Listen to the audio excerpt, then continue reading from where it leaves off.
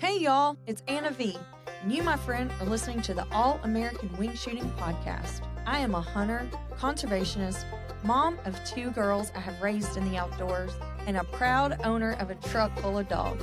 My passion is guiding you to confidence, sharing in tradition, and celebrating the true meaning of success in the field. Here we go.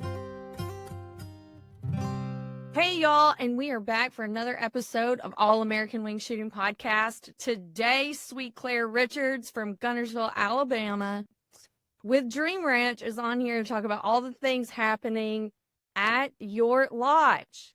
Welcome. Thank you. Yeah, I'm excited. So you sent me some pictures, and there's like massive transformation going on over there. Oh gosh, yes. We have not made that really public yet, but we'll start here. That'll be great.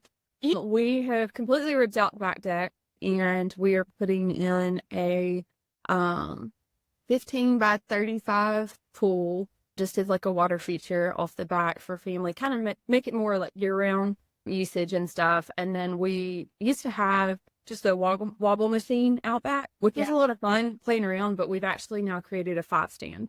So the more you and I talk about a lot. It's like, we gotta have the 5 stand for the ladies. Well, and then so we have rifle ranges and different things like that, and we have a few skeet machines here and there. But I think a 5 stand it'll be a lot of fun. That would be so, and I have it right at the lodge. So that's like really fun to entertain. Yeah, and it's right off it's actually, we've got 2 bedrooms downstairs. And I mean, you can walk out your back patio and you're right there. And then we'll have a fire pit so you can hang out with the people that aren't shooting and enjoy the fire pit or play cornhole or, whatever until it's your turn. And it'll be a lot of fun. So it's so fun. Okay, so we didn't even talk about, what is Dream Ranch?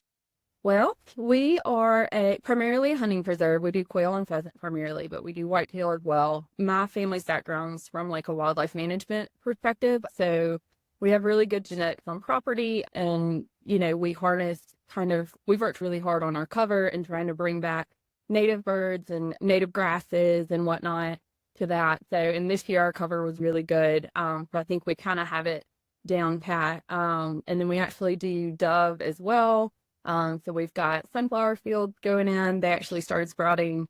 We had a really good rain recently, so they just started sprouting. They'll probably be full bloom, normally it's around July 4th, and then we'll kill them and spread them around for the doves. But we do a lot of corporate entertainment. We do some family reunions. We do a few weddings here and there, but predominantly a hunting preserve. Well, your lodge is beautiful. Thank you. Yeah, it's one of the benefits. I think a lot of people enjoy coming. They talk about how everything's under one roof.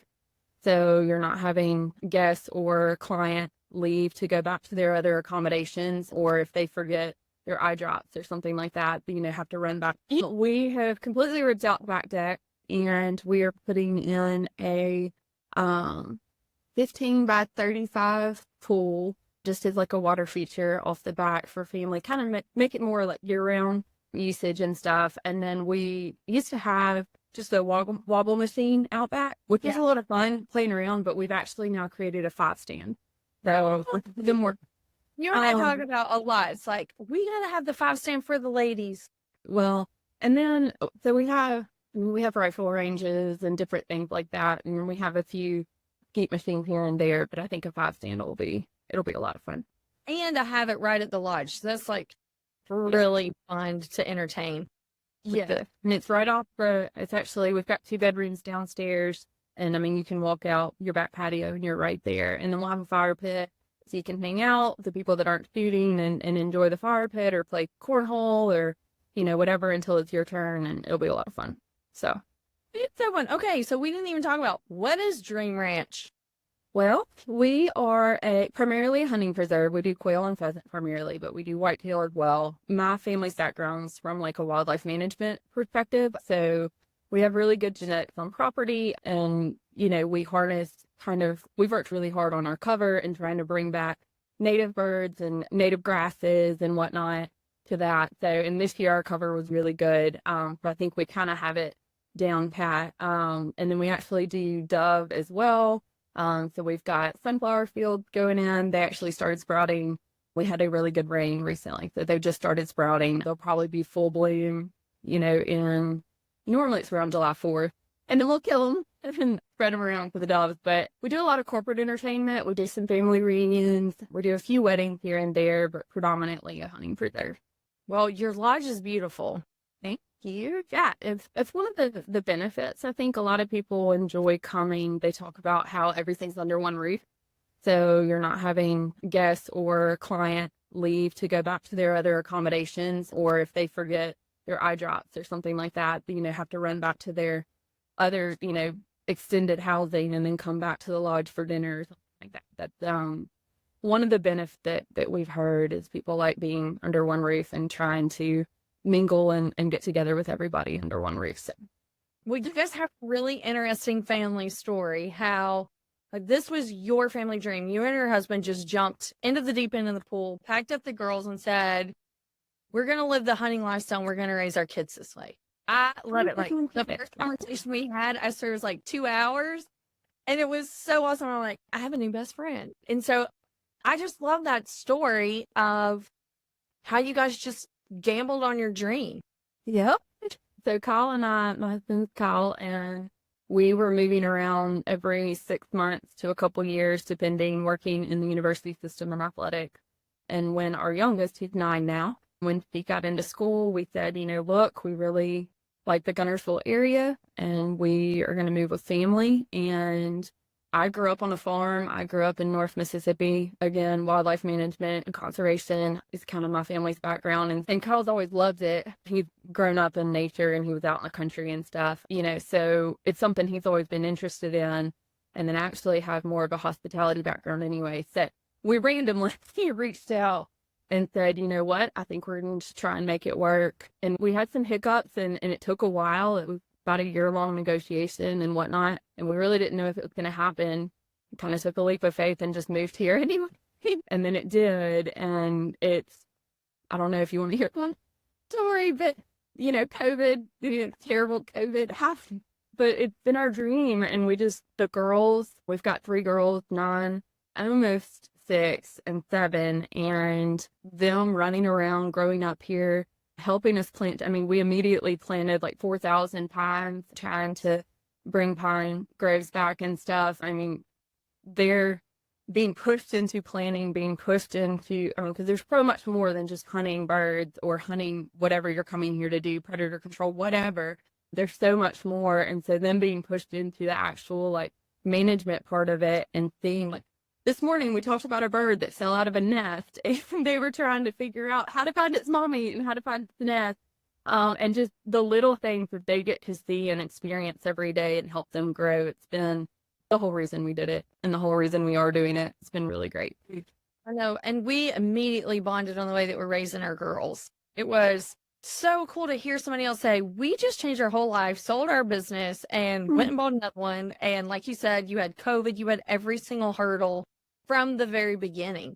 Yeah, and we've heard some people that really embraced us around here from the Huntsville area, clients actually of ours, still clients to this day, and they did everything they could to try and help us make it through COVID and keep going. So that has also kind of built a family community as well, outside of just making money and outside of trying to make the business side work. You've built some relationships within the business outside of the corporate, mindset and aspect and all of that. And Mark was actually, he called this weekend, one of the guys that was really crucial in us being successful during that time. He called this weekend and just, shooting up the breeze, hanging out, was telling him about the pool and, the 5 stand and different things. And so that's been really special just to get to know those type of people. It is like that. It's so amazing because I get to lodge hop per se, right? And how everybody is friends within this community. And they're like, oh, tell so-and-so, hey, when you get there. And it, you wouldn't think that from the outside looking in per se, but everybody's really cheering each other on and like everybody wants to be successful, and I love this story of how we met. And I don't know if we've ever told it outside of, I think we did talk about it at Women Go Hunting, meet and mix and mingle. Yeah. But this is so hilarious. And I think about it all the time when I am reflecting on my own personal purpose because it's hard. Like, you guys have endured such hardship. You jumped right in. I was actually coming out of COVID when I met your husband and you'd walked right from the booth. And so I was like, we just have such an alignment with our callings and in the world that we're in. And so I just reflect on our history, even though it's kind of short. But I mean, we've kind of been associated with each other for a few years now. But NWTF, right after COVID, I was walking around with a friend who was helping me reestablish myself in the industry because during COVID, I was like, I had to pivot, I was hosting ladies events and I was doing all these fun things. And then I was like, oh my gosh, the only thing that's going to survive this right now is dogs because lodges couldn't stay open, not all of them. I mean, there were a few that could, but not enough to like really sustain the industry. I was like, okay, I got to get back in the game. Like I miss my whole life. Everybody was in that state of mind, So I'd walked by your booth and I'm like, oh my gosh, this feels like home and it's beautiful. And there's nothing else like it at NWTF, right? And so I was flipping through the picture book and your husband walks up and he was like, oh, were you a bird hunter? And I was like, yeah. And he was like, well, you should come because my wife hosts ladies events there. And I was like, yes, like it was such a great thing for me to hear that somebody else was like trailblazing this because it kind of just popped up. I mean, there hasn't always been common for ladies events at lodges. Like it was like there weren't any, and then all of a sudden everybody was doing it overnight. And maybe COVID had something to do with that. I really haven't studied it and talked about that very much.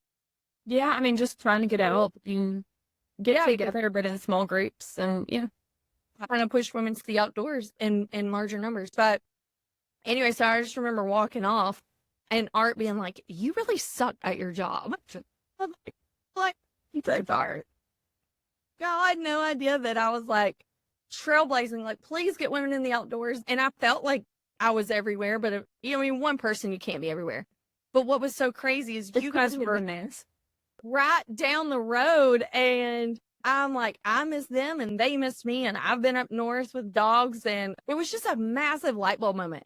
So fast forward, like, I don't know, a year and a half or so, right about. I literally reposted one of Drake White's stories, or maybe it was one of his posts and I put it on my story, whatever. He had your hoodie on.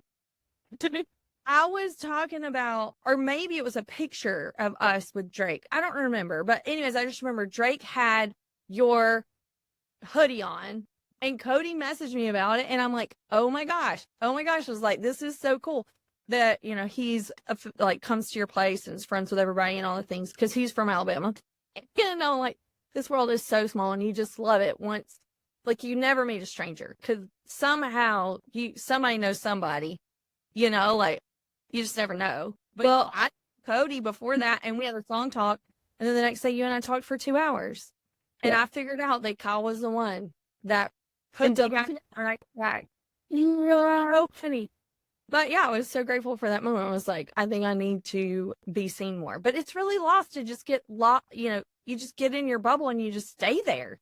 Well, you do and you don't. I mean, that's one of the ways that we came about Dream Ranch and the lodge and just this opportunity in general is we were in a duck blind in Arkansas talking with someone and they found out, hey, this family, this girl really knows what she's talking about and she actually does like to hunt and she actually does know guys and she actually does like hospitality and all these things that we were trying to implement at the ranch. And that opened up conversation, like I said, after, a lengthy negotiation of, hey, let her do this. Let's take that. And we've made improvement. There is always something to do. There's always something to fix. Actually, past the demolition that is downstairs right now. I mean, so much so that you're fixing a drain and an air conditioner or, obviously, you're fixing the fields and doing control burns and doing all of that maintenance stuff. But then you have things that pop up all the time too. We actually owned another business and just sold it to go all in time at Dream Ranch and just make it this incredible experience when you visit us, which I hope and feel like it already is, but just to expand upon it. So, oh yeah, it's so exciting. talk to me in here and tell me if it's exciting. No. Totally. And Northern Alabama is a hot spot. Like Birmingham North is a hot spot for upland lodges. And there's so many nice ones. It's like you guys are really up in the standard of what the South's supposed to be. Well, and a lot of our clients, when we first took over, a lot of the clients were based out of like California and Virginia and Maine. And anyway, far off, would appreciate them flying all the way here just for us kind of thing. But when COVID hit, it made it really difficult to get here. And so we started really reaching out to the Huntsville, Birmingham areas. And it was so mind-boggling that no one knew about us. Nobody knew about, I mean, we're 2,000 acres and have a 14,000 square foot lodge, and you don't know. And we're right here in North Alabama. Let's talk. Nah. But, and even we had a guy come, and it was so great to get to, in fact, sidetrack. It's really neat to have these people that have never been here before come and see the lodge and see our operation, see the dogs work through their eyes, and it just renews your enthusiasm for it and your love for it, because I mean, you have that passion, but you see it every day. It's good to see it through their eyes, and you're like, wow, this is so special, especially if they're like bringing family or their son for the first time or whatever case. But anyways, backtracking back to the lodge, and you might have to cut this bit out because now I've forgotten what but anyways, it was just really neat. And then we had a quail hunter come, and he was on Lake Gunnersville, and I want to say it's like 30 miles up the river, but he saw us at SCI and didn't realize that we were here yet again. And I go to all these other lodges in South Georgia I drive literally right past y'all to go to these places. And he was like, I'm so glad I know you're right here now. And I'm like, yeah, me too. Love, love, love that you guys made it to SCI this year, because we had that conversation. Our first conversation on the phone was like, you guys got to be there. Mm-hmm. Yeah. So tell me what it was like, because I just recently did a podcast with Richard Kennedy, who's in Louisiana, and he's another upland guy, and he's really involved with SCI too. He's president of a chapter and just in the cool crowd of our age group, running at SCI. And so how was that for your first year as an uplander? Because the stigma of SCI is that it's all big game, it's all overseas, all the things. But I want to hear from you, because we haven't really got to catch up about this topic since the convention. What was the feedback? Yeah, honestly, even though we were because we were on the wait list, and so we were in last minute. Since COVID, we hadn't had an opportunity to go. It's really hard because it's right in the middle of our season, and because we're a family-run operation. Yeah. It's hard for us to leave right in the height of upland hunting, but we're like, you know what? We're just going to do it. Try to set it up where we did. Yeah, so it was really good. We really liked our spot, honestly. I was surprised because I figured we'd definitely be kind of over in the corner, and loved our spot. There's no bad corner anymore. No. Link blew out their party in the corner. That was honestly one of the hot spots to be on the floor, was in the corner. Yeah. No, it was great. And we loved the people by us. We were right next to, oh gosh, what did they do? I think it's bobcat hunting, possibly. Let's go. I know, right? But yeah, made some great connections, and the booth that we were right by, getting to know them. They had been coming for years and years, and reassuring and helpful. They told me where, good food was and all of that, and to go try all of that. We were really tired by the end of each day because we were running the booth ourselves. So we didn't do a ton of evening mingling, but we did go to one of the dinners, and that was really nice. Next year, you had to tag along with me everywhere we go. Yeah, it was fun. And then I went to the mingle event, and that was really good. I love insane. So there's so much happening with Women Go Hunting, and how it's just spiraled into something. When that first started, Women Go Hunting originally was just the theme of convention. They were just highlighting women. So Denise Welker is the one that said, hey, we need a women's group where everybody can just come together and just meet each other. Mm-hmm. Because if not, you're just passing each other on the floor, and it might be a small or a high, but that's about as far as it goes, right? Well, that just kind of happened, and it just turned into something so huge. And I've got a podcast coming up with her about it that'll be coming out really soon. I booked a cow elk hunt Yeah, that's it. Oh my God. Like, you just meet like women, and it's because for us in the upland world, we've always been involved. And plus, you have the waterfowl background, but we've always been involved in conservation groups that were full of people just like us. Mm-hmm. And so to get involved with SCI, go to this women's group, and a lot of these ladies are walking in there by themselves and they don't know anybody. And it's like, to be so supported and encouraged and invited to go do things totally outside your bubble just from meeting the sweetest people in the whole wide world in this one room. And it was crazy to see how the numbers doubled in 1 year. And I don't know, I just think it's like the most fun ladies event of the entire year. And we only get to have it for 2 hours. And there's nothing formal about it. We're literally just walking around the room.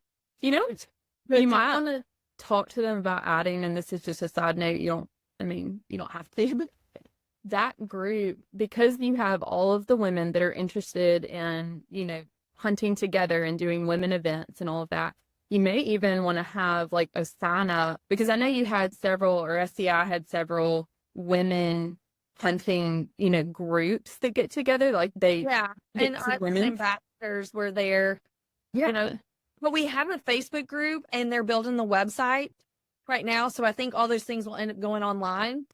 But that 2 hours is just so much fun. I mean, SCI convention is a blast. Like, I try not to even sleep. It's like, I don't want to miss a thing.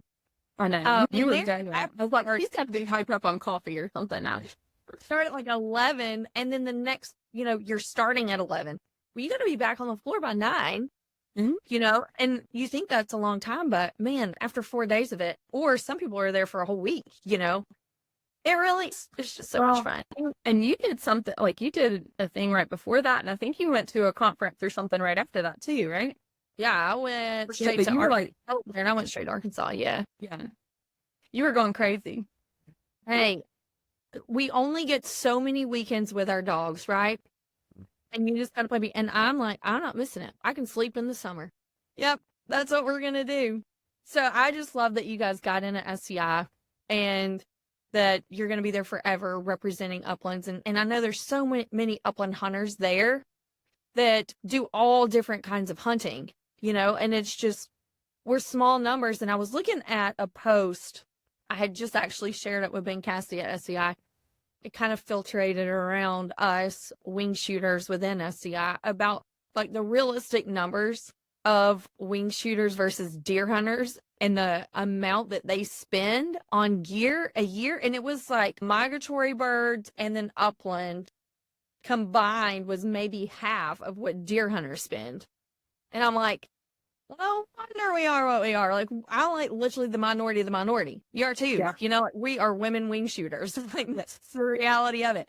But I wouldn't trade our life for nothing in the world. No, I love it. And that's, I was given every opportunity to deer hunt, but I could care less. I like going deer hunting, and I'll go deer hunting. But if you give me the option to go, duck hunting or quail hunting or go deer hunting, I'm going to choose go one of it a million times over again. I'm not taking any time out of my dog's life to sit in a deer stand.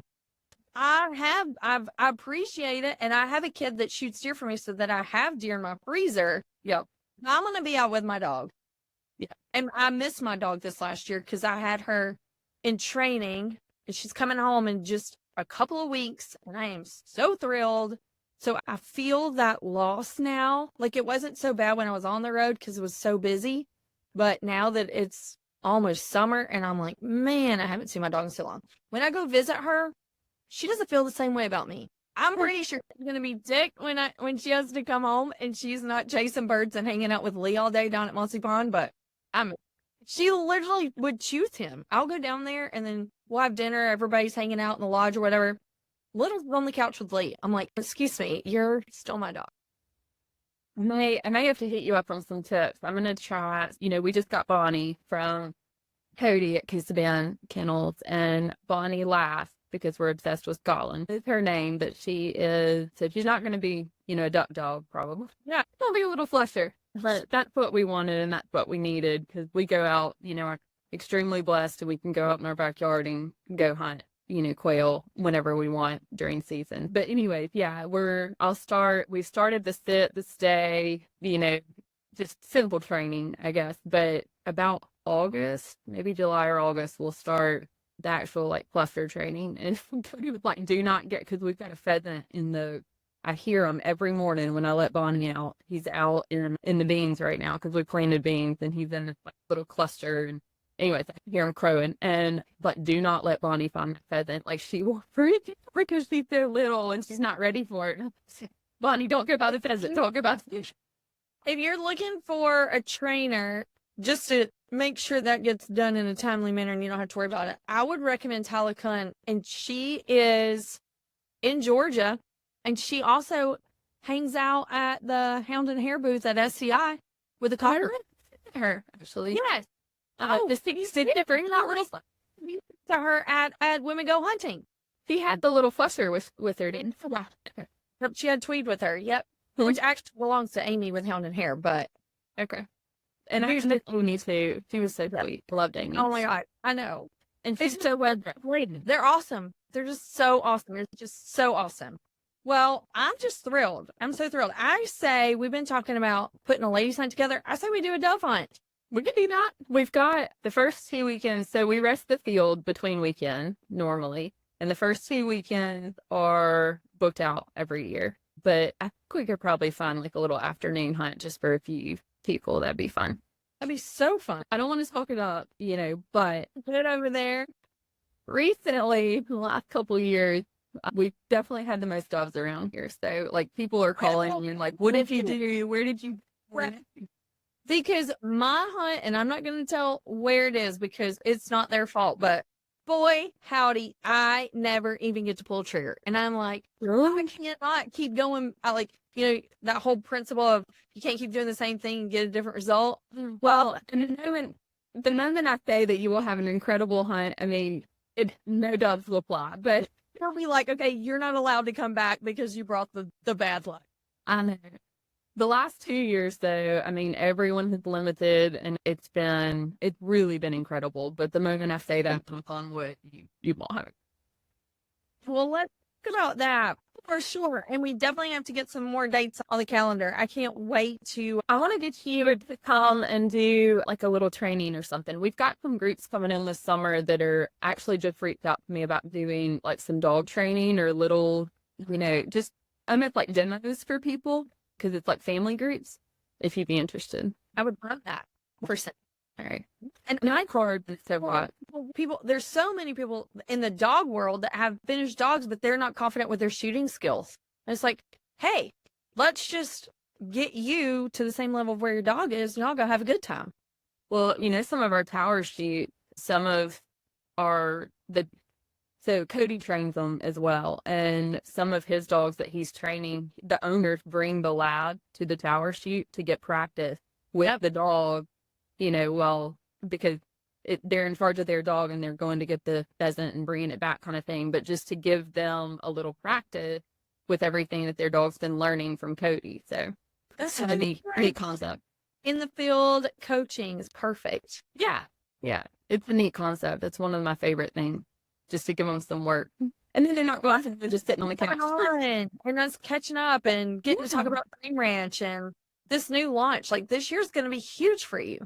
It'll be a big year. I'll send you pictures of everything once we get it finished. But we've got lists upon lists of, 3 years and 2 years and 6 months and whatever. But it's all really exciting as long as I can implement it. And I think it could be really cool and really great. So thank you for talking to me.